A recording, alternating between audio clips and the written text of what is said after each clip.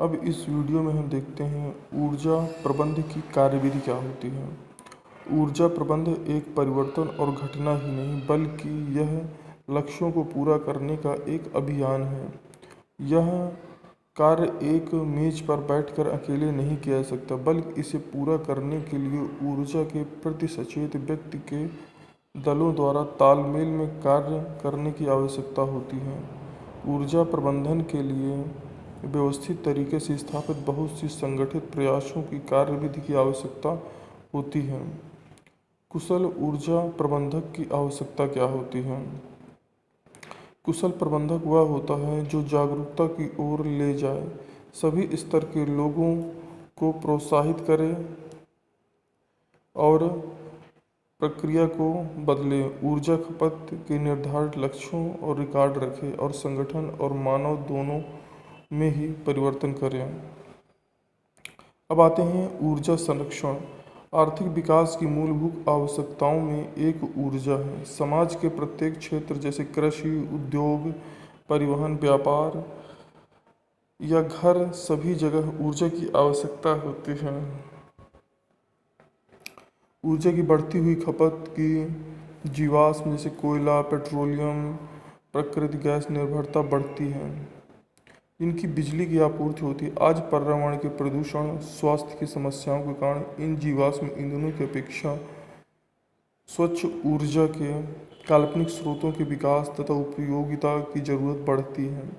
जीवाश्म उद्योगों की बढ़ती कीमतों और भविष्य में इनकी कमी के गंभीर संकट से ऊर्जा विकास के एक स्थायी मार्ग के सृजन की आवश्यकता महसूस की गई है।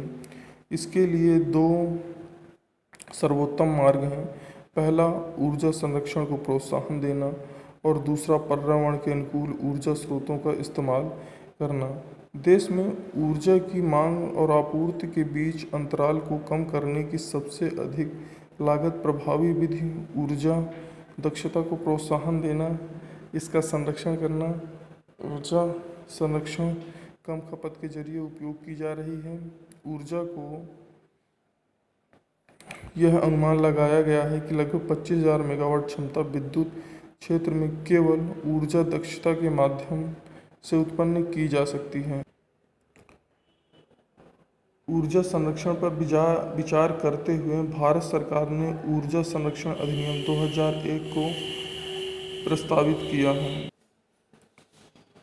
ऊर्जा संरक्षण से ऊर्जा की लागत में कमी आती है। इसके द्वारा ऊर्जा संरक्षण के नए विद्युत संयंत्रों की ज़रूरत कम की जा सकती है और बढ़ती आबादी की अर्थव्यवस्था को बनाए रखने के लिए ऊर्जा आयात में कमी लाई जा सकती है।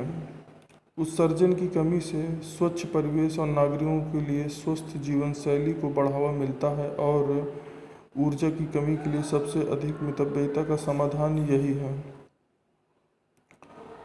ऊर्जा संरक्षण का अर्थ गुणवत्ता और निर्गत मात्रा को प्रभावित किए बिना ऊर्जा की खपत को घटाने से है। ऊर्जा संरक्षण वैद्युत एवं दक्षता उपयोग करने का आग्रह करता है जिससे उत्पादन को लागत को घटाया जा सकता है। उद्योगों में ऊर्जा संरक्षण योग्यता को क्रियान्वित करने के लिए दो सामान्य सिद्धांत निम्नलिखित हैं।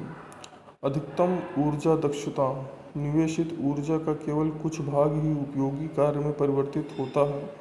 जब प्रदान की गई ऊर्जा के अधिकतम भाग का यूज किया जाता है तो वह एक तरह से हानि बन जाती है।